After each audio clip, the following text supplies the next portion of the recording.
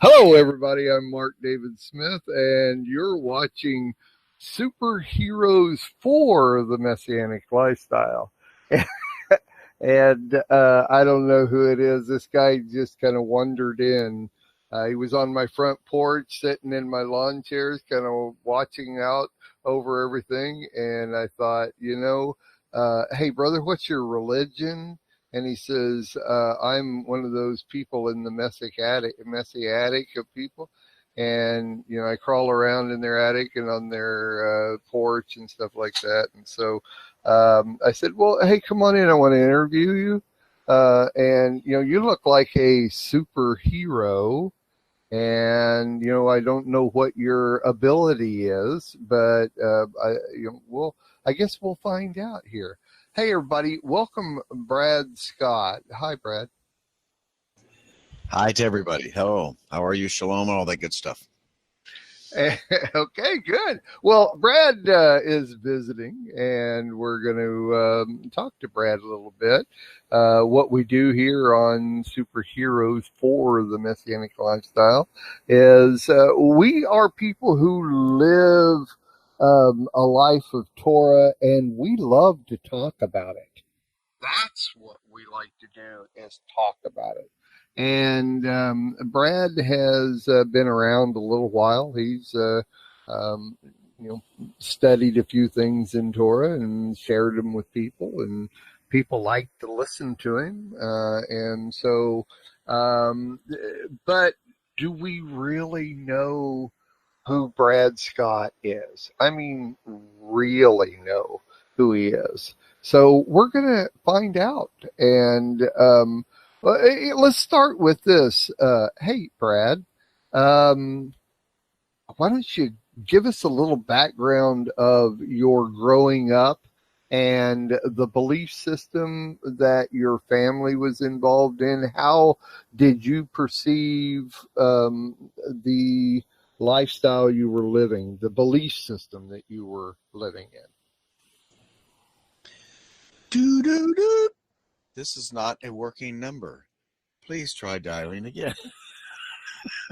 All right. Anyway, um, some of you are wondering what in the world is that all about. Seriously, we probably should be serious. This is a serious show, isn't it, Mark? As far as I know, it's a serious, yeah, it's a serious show. Um, I think I've probably said this many times, but I'll maybe just elaborate a little bit on it. I was raised in a non-evangelical church system. I was raised as a Lutheran. My parents raised me that way, and we lived out in Nevada. And I was an altar boy. I did the little candy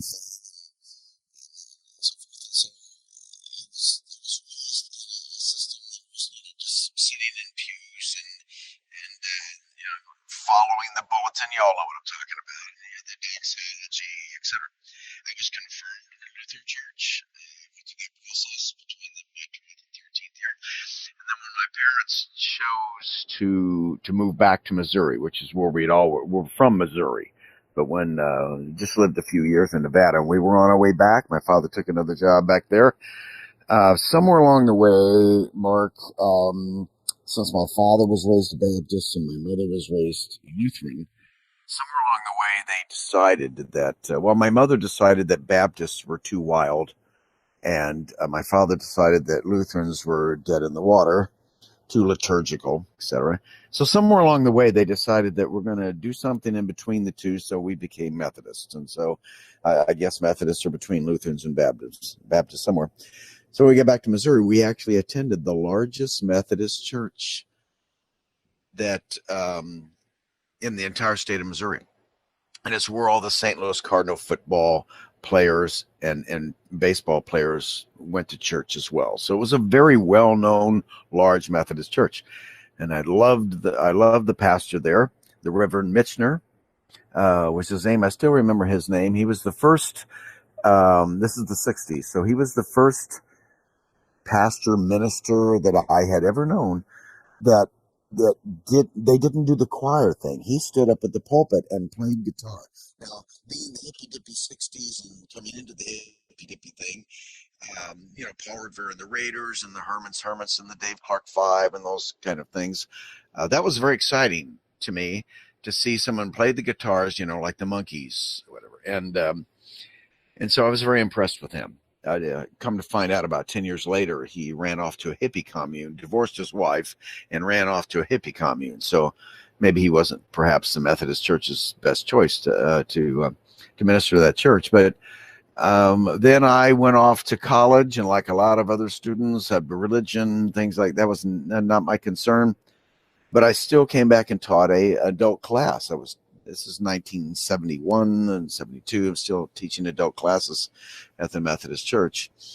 And somewhere along the line, I ended up in Nashville trying to be a rock star. I went through my period of time where I played in a band and opened up for a bunch of other big bands at that time that some of you would know, and went down to Nashville to be a rock star. And I ran into an old high school friend of mine and college buddy, and he was, quote, born again. And I had never heard that term in my life. Lutherans, Methodists, they don't say born again. They don't talk about those kind of things. And he took me to his church, very Pentecostal. And there I can say that was really my first introduction to something happening to me, something very life changing. And so I went on from there. For a short time, I went to a seminary in Springfield. It only lasted a couple of months, but typical seminary teaching.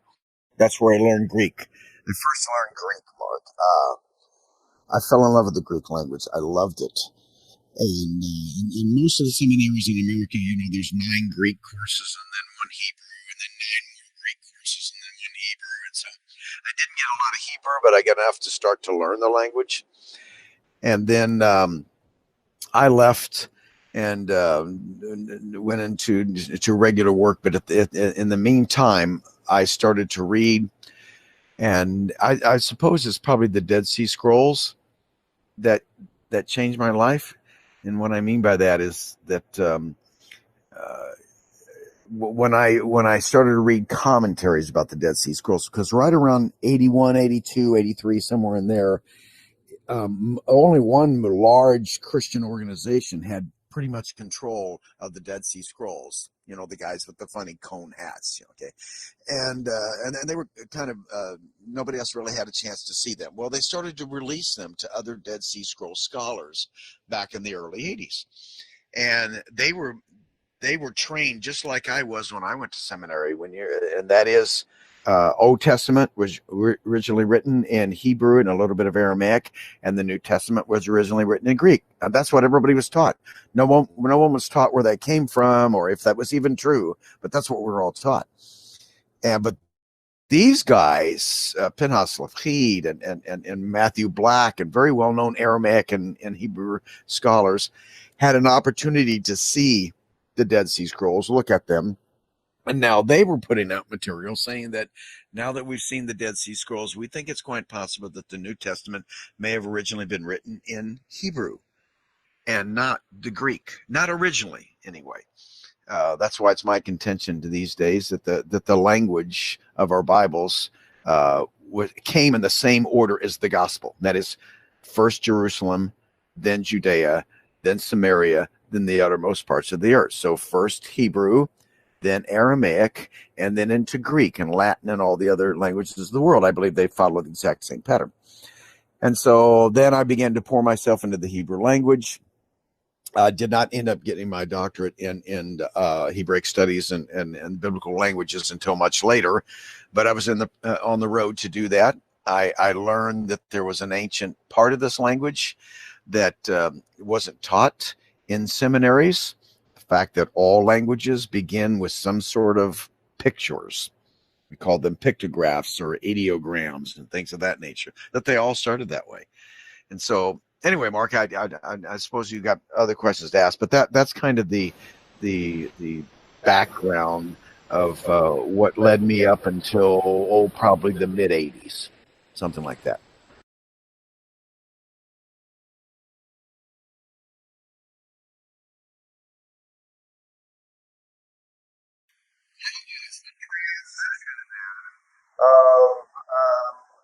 flowing into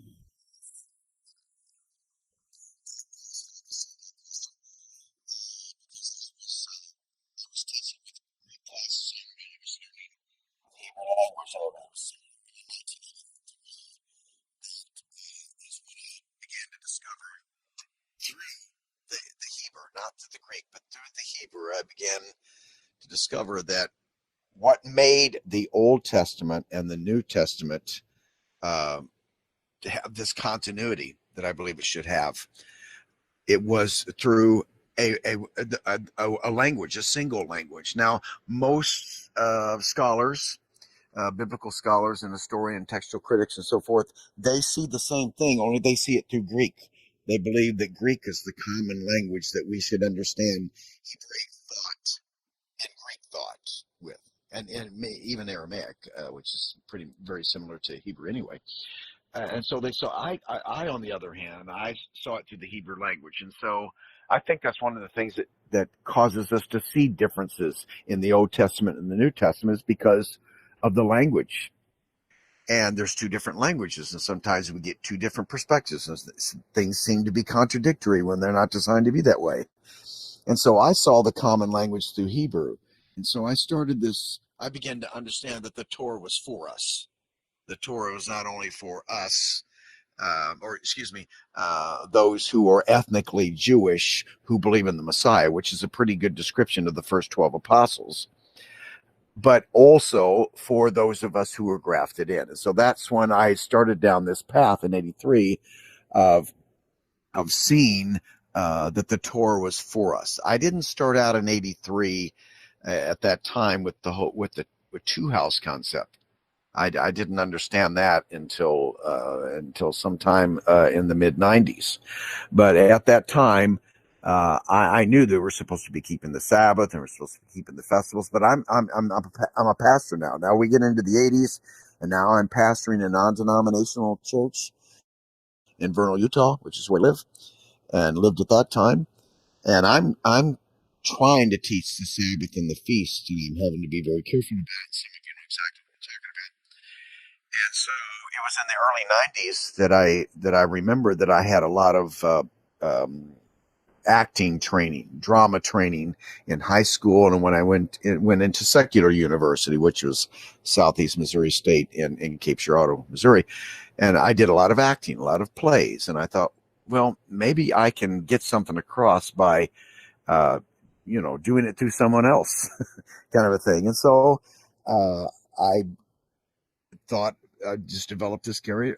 Paul. I mean, I just decided, okay, let's do it through Paul. So I had someone do makeup for me and buying the costumes and putting the costumes together. And the first one was really kind of archaic. It wasn't too great looking, but and so I remember putting on the first one, and I set it up in the church that I was pastoring to be somewhere else. In other words, I didn't want anybody to know it was me. And so I pretended that I was going to go down to New Mexico and I was going to teach in New Mexico, and that I was going to have the guest speaker while I was gone, which is, happened before. And even though I had a co-pastor, I was the co-pastor of this church, the pastor of the church, the senior pastor ordained to me. His name is Preston McNutt, who's also in this walk now. But so I decided to do this character, and we kind of set it up together that nobody would know it was me. And we put up posters around the church saying, the 2,000-year-old man, which is an old Mel Brooks, Carl Reiner thing from the 60s, and a book that was written. So we were advertising it as if, what would Paul think if he was living in America today, if he was seeing what's going on in the world? So I developed this whole script and I put it together, and I put some dancing in there and some music and some humor relief and things of that nature. And I did it in front of everybody in my church, and no one knew. Mark, no one knew it was me. And so I get almost through the whole script, and I'm down to the last 5 minutes, and I decided, okay, I'm going to conclude by lifting my hands up and doing, so I'm doing the Aaronic blessing over the people at that time, and I lifted up. Makeup was everywhere, but starting about, I know you can't see it right here, but starting about right here, up here, there was no makeup. It was just on my hands and everywhere else. And as soon as I lifted that up, now my youngest son at that time was, he was like 8 years old. As soon as I lifted up my sleeve, my son saw that and he went, "Dad," loud, which blew the whole scheme, to pieces right there. And everybody went, "Oh, you're kidding me," and everything. So everybody kind of freaked out, but it went real well. I mean, I think a lot of people understood because it wasn't, the prophet in your own country kind of thing. It was, they really thought it was someone else. And I would like to think I did it well enough that everybody could stay with the character and maybe even half pretend that maybe this really is Paul, kind of a thing. And so that's really what started me down another whole road. And so basically what happened then was, even though I don't know anything about other ministries yet, I was introduced through Messianic Judaism, not through, Hebrew roots, but, Arnold Fruchtenbaum and David Stern. And, I had all those material and all those books. And I began to understand that by studying their stuff. And then later on, when the internet, even though I believe the internet is the beast, but that's another story. Later on, the internet comes, and I found a website called Salt Shakers. Now, I think Salt Shakers is still around, but this was one of the first Messianic websites back in the 90s. Yeah. I remember Salt Shakers. Yeah. Yeah, they were good guys, and they were always pro, this is what we should be doing.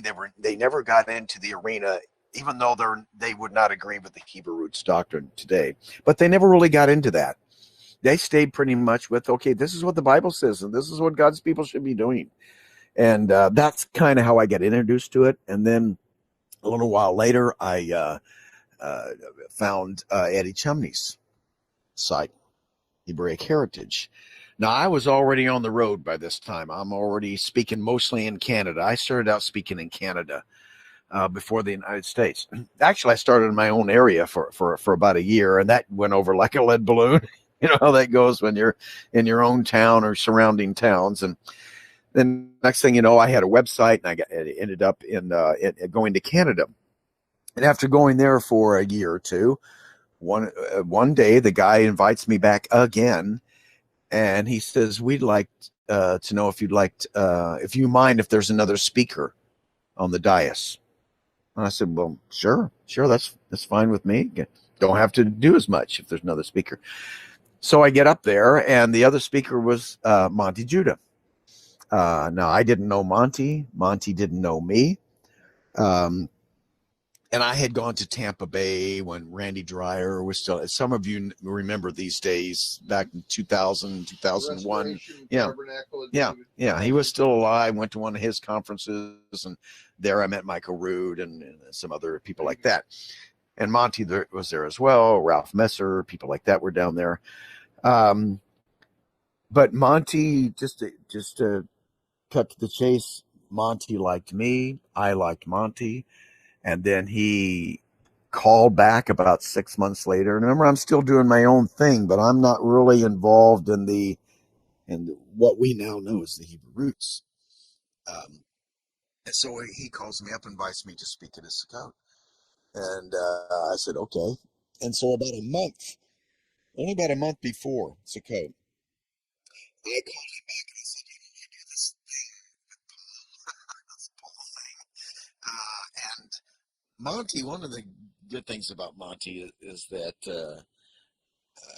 that he really does recognize things. I mean, he can see through things, and so he saw something in it that he knew was there, and because he had never heard me do anything remotely connected with acting.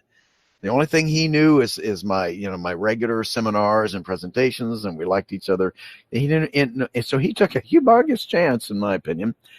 And so I went to that first Sukkot, and I met you and all kinds of people, and I just I was introduced to Sukkot. A whole new world. Yes, yeah, a whole new world opens up, and Carol and I, all our best memories is from 2001, 2, 3, somewhere in that area. Just meeting some of the most wonderful people, and of course, and a whole new audience. Because I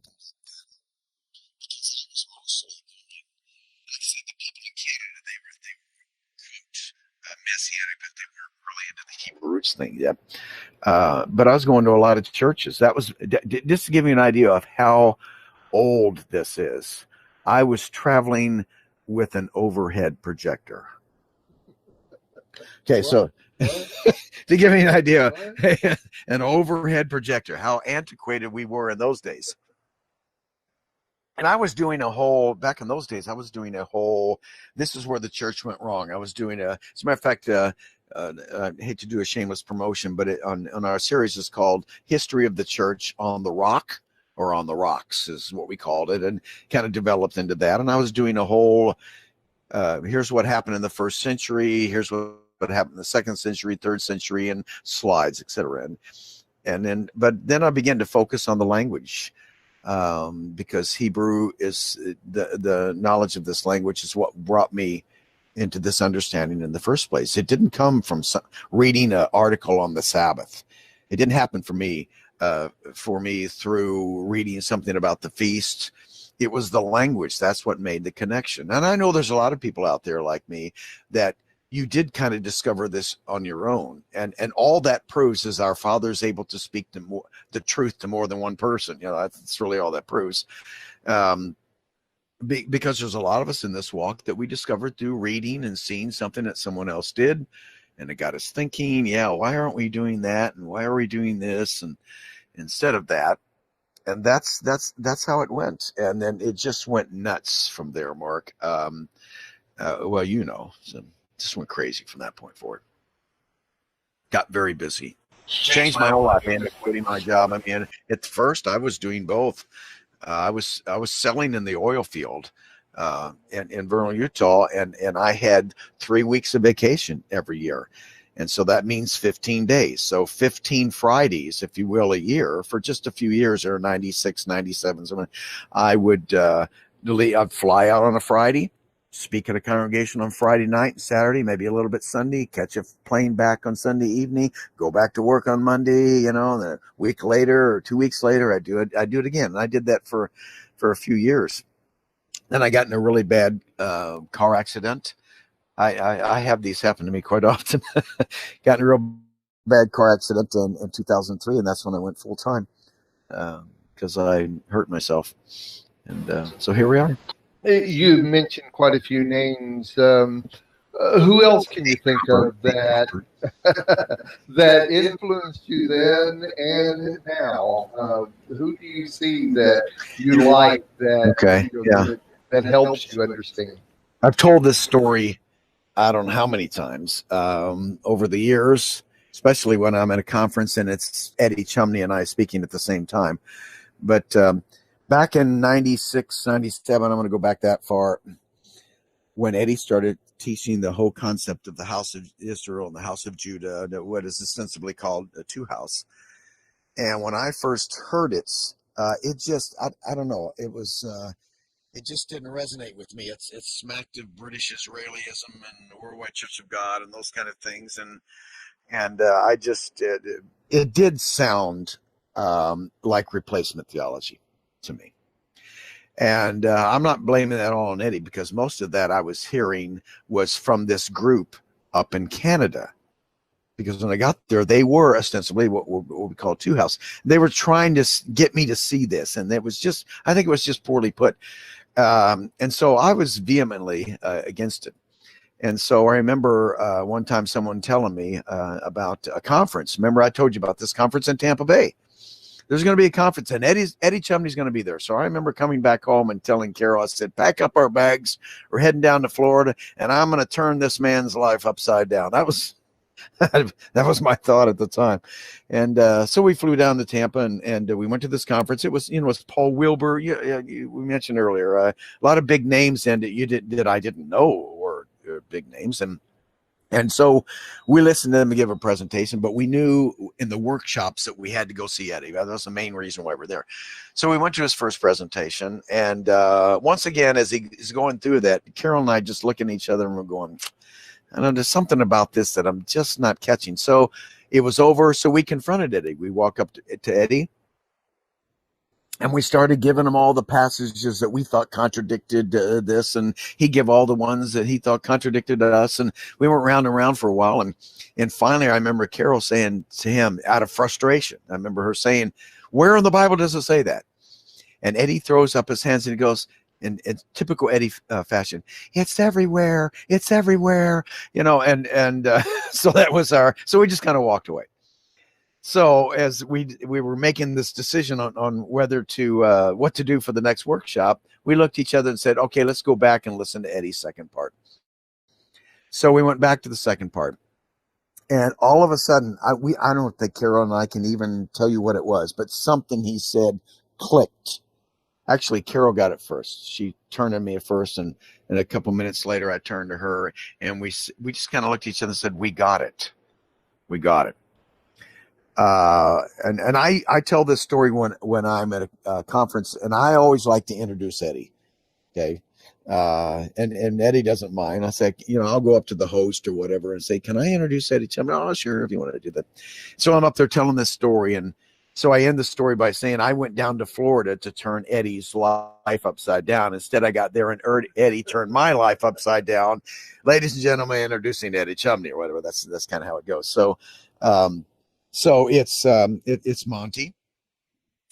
It's Eddie Chumney. And I would say, when you talk about, other than the David Stearns and the Messianic ones, as far as Hebrew roots goes, those would be the first two that I came into contact with that played a major role in my life, Eddie and Monty, and they still do.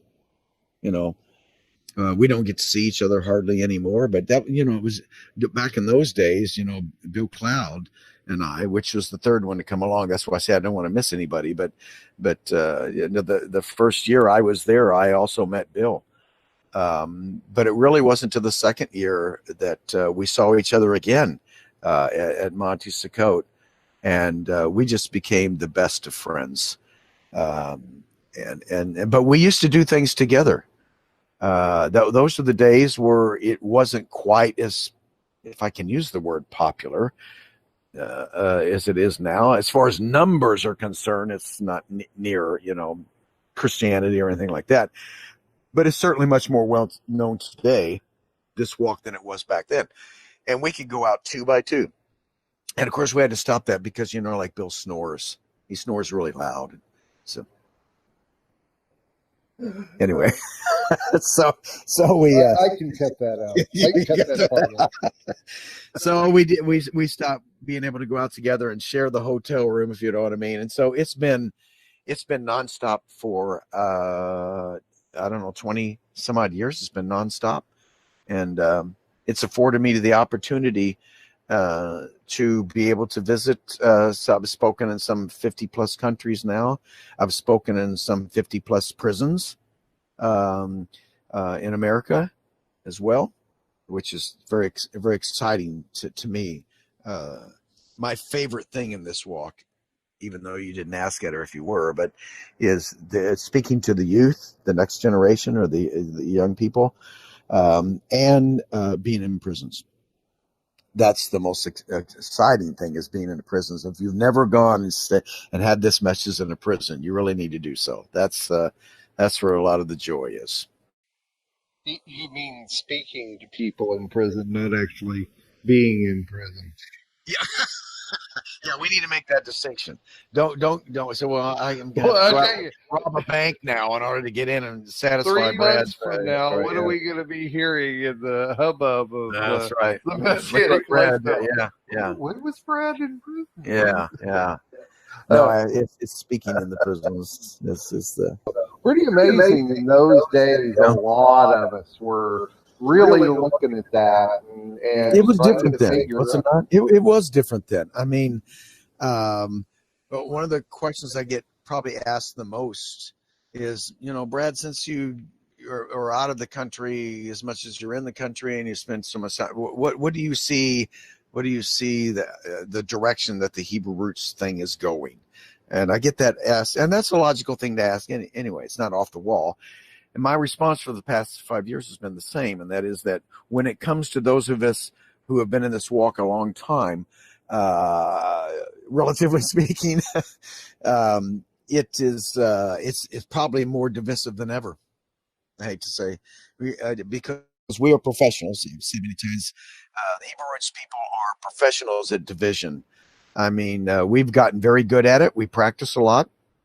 And because we practice a lot, we get very good at it. We put everyone else to shame when it comes to coming up with things to divide ourselves over. And I also insist that the main reason for that is because we just have more books to argue about. We argue about all 66 books when the Jews only get to argue about 39, and the Christians argue about 27. And so we just have more fodder, kind of to draw from. But what I see happening is that those who are receiving this message today, even though it was exciting back then, Mark, they are taking their time. And what I mean by that is they're not diving headfirst right into this walk. So because for years, a lot of people did that, and a lot of us got enamored with Jewish things and got enamored with reading the Talmud and the Torah commentaries and learning the 7 rules of Hillel. I remember back in those days, everybody was all excited about it. And over time, there is a significant amount of people that ended up just denying and abandoning Yeshua and the New Testament and converting to Judaism. And a lot of people just caused big problems in the churches that they were in, and pointing the fingers at everybody who didn't understand what they understood at that point, being pagan and all that kind of stuff. And today it's a little different. A lot of people hearing the message, they're staying in their churches. They're not necessarily running and leaving and going someplace else.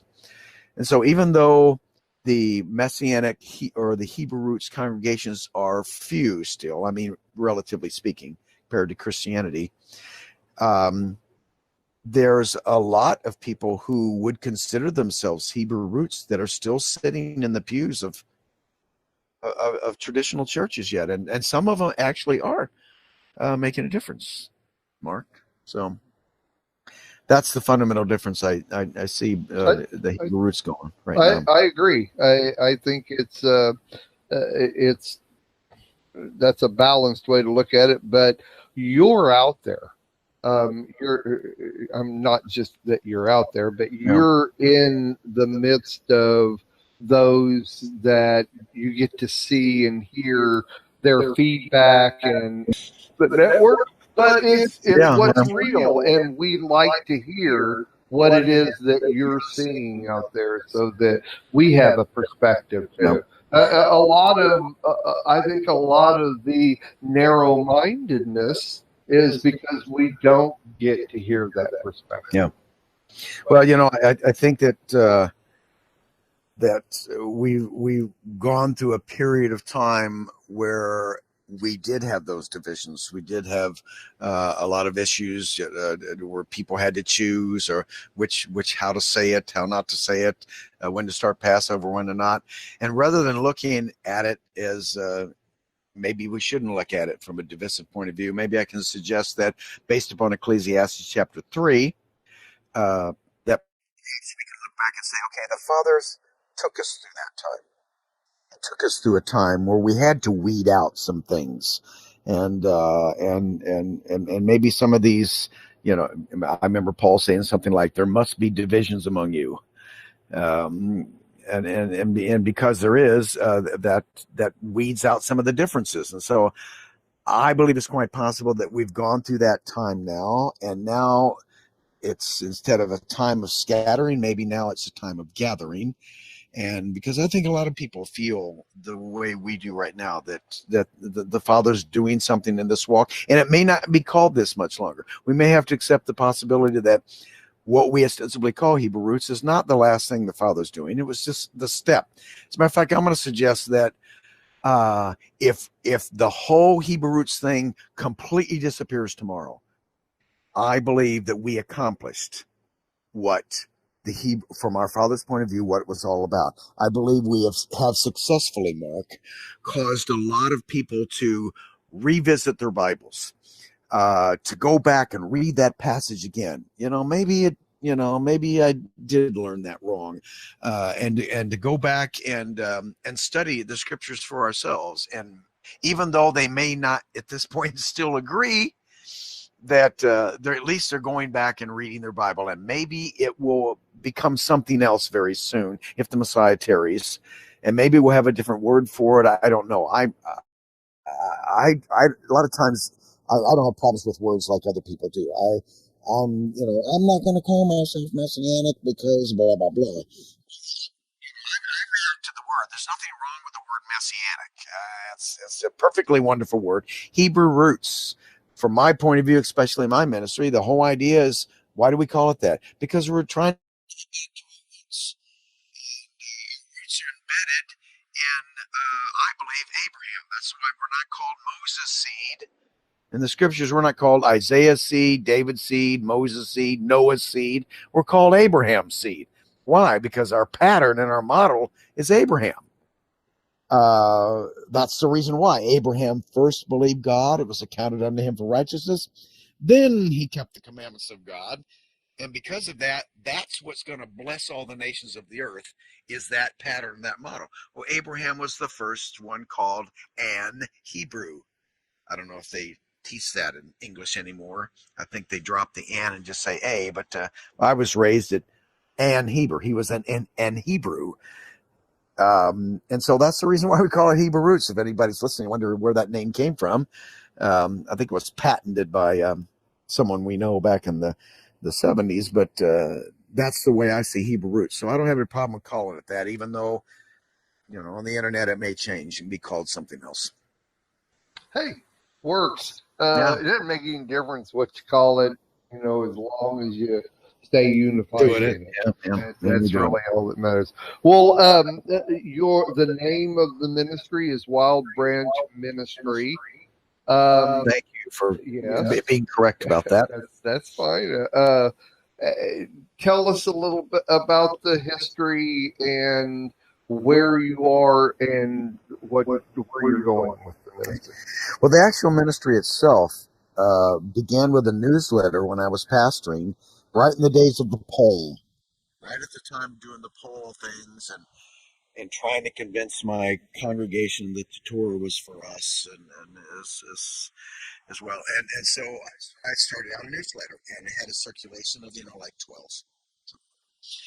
And so I had a little Wild Branch going. And of course I took the name from Romans chapter 12.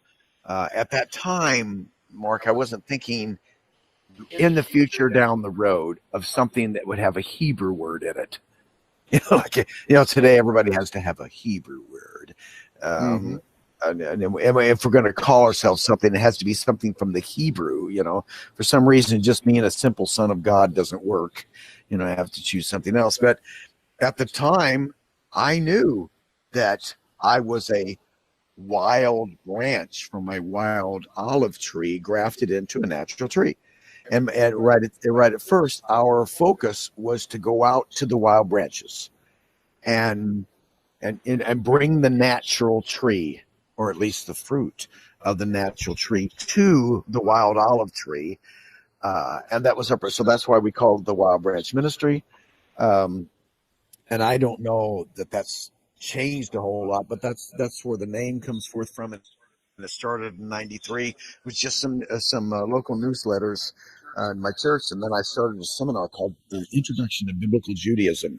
I don't think I would have called that now, but terminology, you learn things over time and go, maybe I meant it that way, and blah blah blah. And so I would have seminars in my own town presented by the Wild Branch Ministry, called Intro to Biblical Judaism.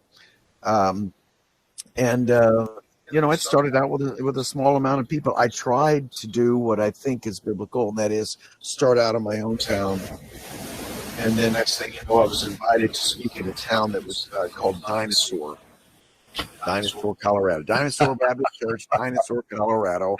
This is about 28 miles away or something like that. And then I went to Dinosaur, and then that spread, from Dinosaur. And then I get a call from Grand Junction, Colorado.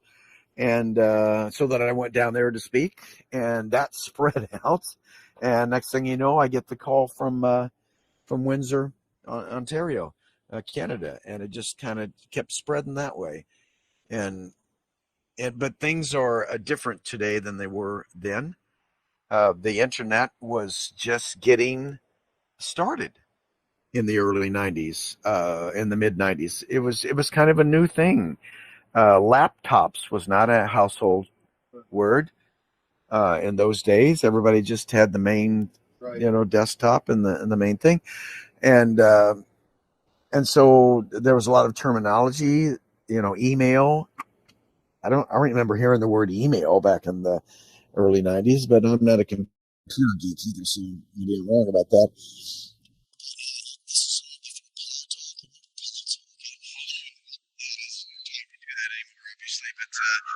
Altalk came in on the scene here in the early part of this millennium, and things have kind of progressed from there.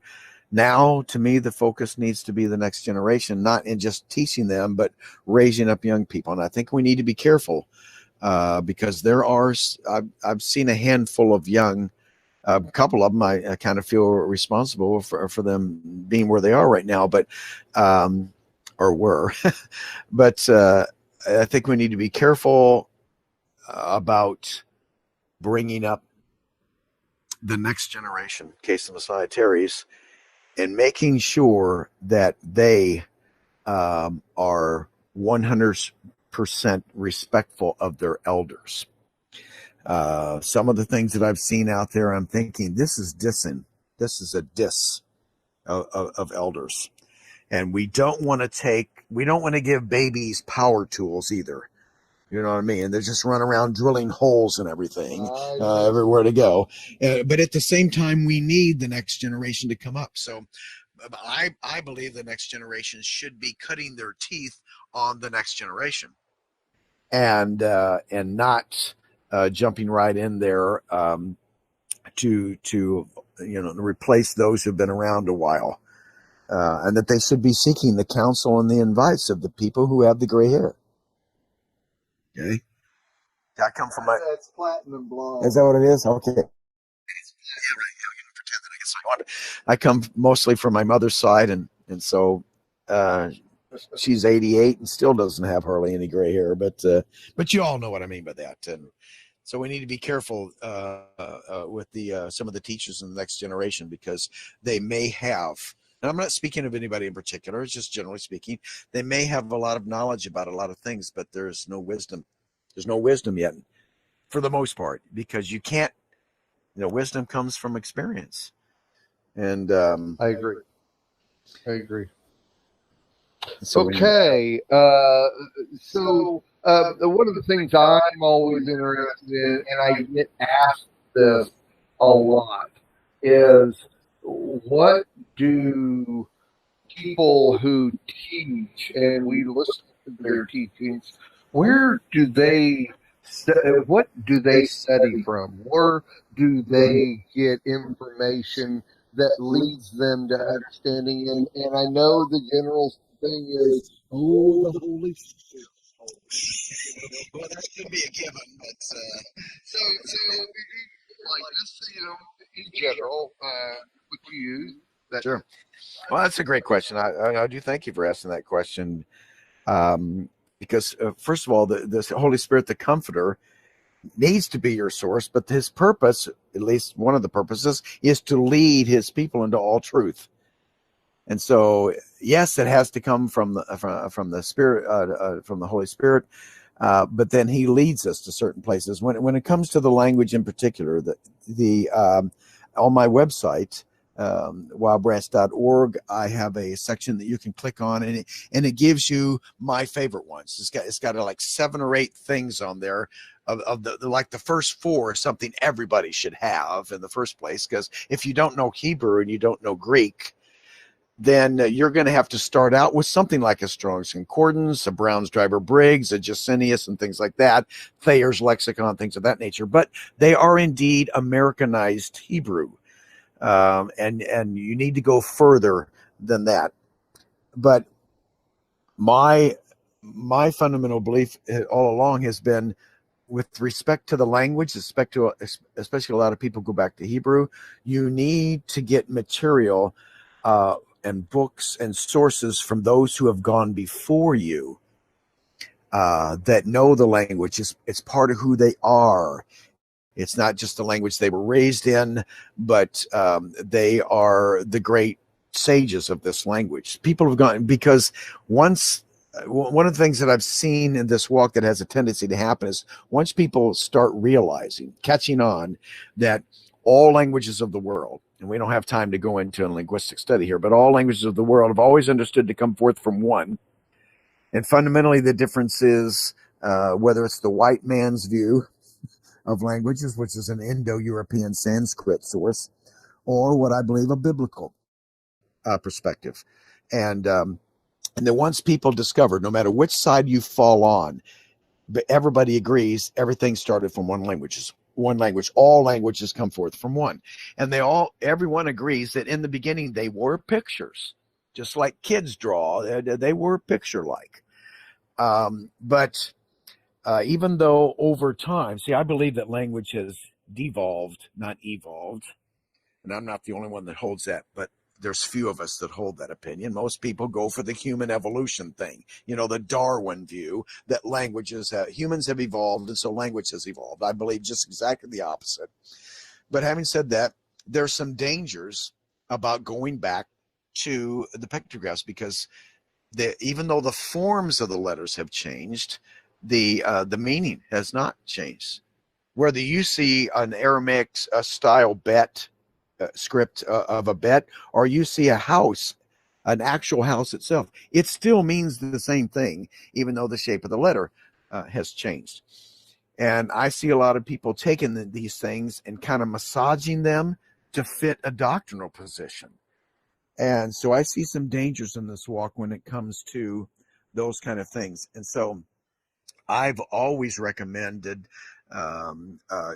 Ernst Klein, Ernst Klein, E-R-N-E-S-T, not Ernest Klein, but E-R-N-S-T, Ernst Klein, not Ernest Klein.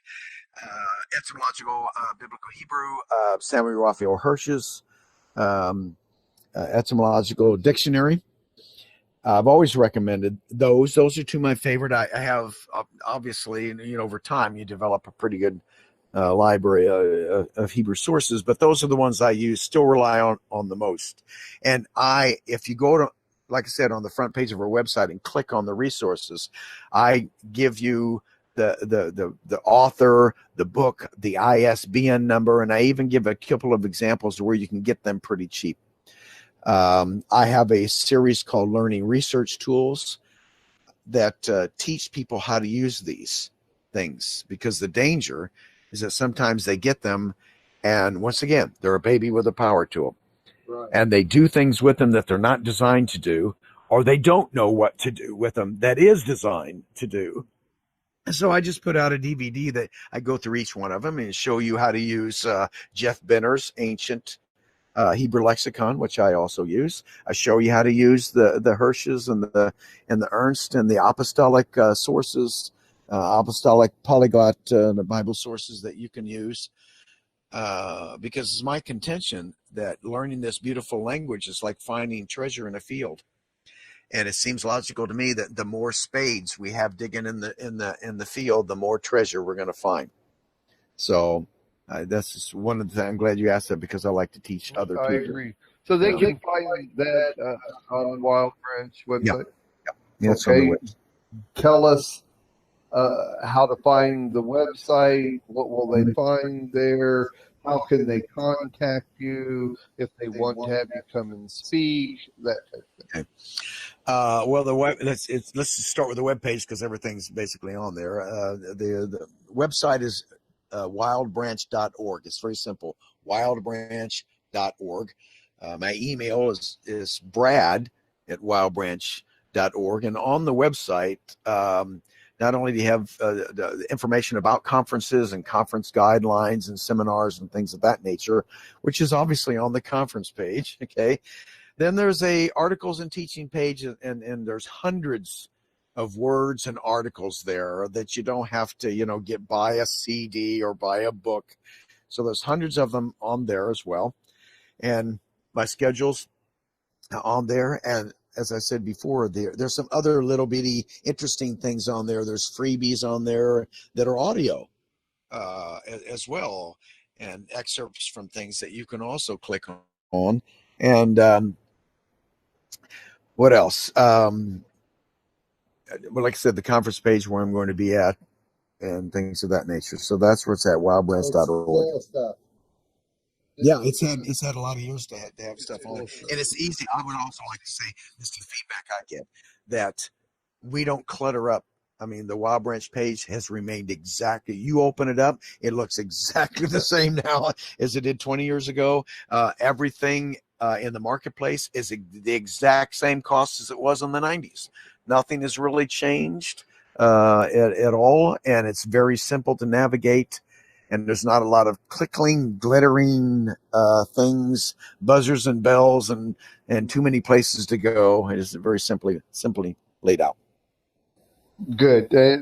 It's true. It is. Don't just speak at conferences. You will come to a tour study, a small congregation. You'll come and sit around and eat supper with you. Yeah. We just did it last night. That's mostly what I do. I do about I choose about 3 conferences a year. The big ones. 3 conferences a year to do, and so I would say 95% of what I do is, schools and hotel banquet rooms and small churches that have a place where even outside the sanctuary, you meet in the lunchroom or whatever. That's my favorite things to do, and people's homes. I do a lot of conferences where they just pile 50 chairs in a house, and how cool is that? I mean, we get to knit our hearts and we get to know each other better, and that is my favorite thing to do, and always has. And I suppose that if I was going to close with something, I would say that there is a lot of clutter and a lot of minutia in this walk. And there's a lot of people that get frustrated with all the stuff that's bombarding them at the same time. But I want to say to everyone out there that after this is now 2019, after 36 years in this walk, I personally am just as excited about it as I was 25 years ago, 20 years ago. Once again, I believe that this is, and I'm sure many of you listen to me feel the same way. I believe that what we ostensibly call, I guess I probably used the word ostensibly too much, Hebrew roots is what our Father is doing right now. I still believe that with all my heart. That is what he's doing. And we still have a great field out there that's ready for harvest to go out into. And I think you should still be focusing on that. Don't get discouraged, I guess is what I'm saying. Find something that you can trust in. I would say that more than anything, because over time there's a billion, not a billion, total exaggeration, but there's a lot more Messianic Hebrew roots things out there than there ever was before. Find one that you can trust. Find one that will the person or persons will talk to you, and they will. They're not just a face on a YouTube. Amen. Amen. Amen. Very, very, very good. There we go. We've been talking with Brad Scott of Wild Branch Ministry. See, now they can see over there Brad is he's real, just like all the rest of us. I saw a little glow on him one time, and it just kind of it's like, it went away. It was false. It went away. That somebody shined a flashlight or something. So there you go. Now you know everything that there is to know about Brad Scott, and you never have to think anything again. If you've ever heard anything different than what you heard today, you heard it come out of his own mouth. And that's right. There it is. Thanks for watching, everybody. We appreciate it. Tell your friends and family to come to the new Messianic Lamb Video Network. And thanks again for watching, and we'll see you in the next interview. God bless. Shalom.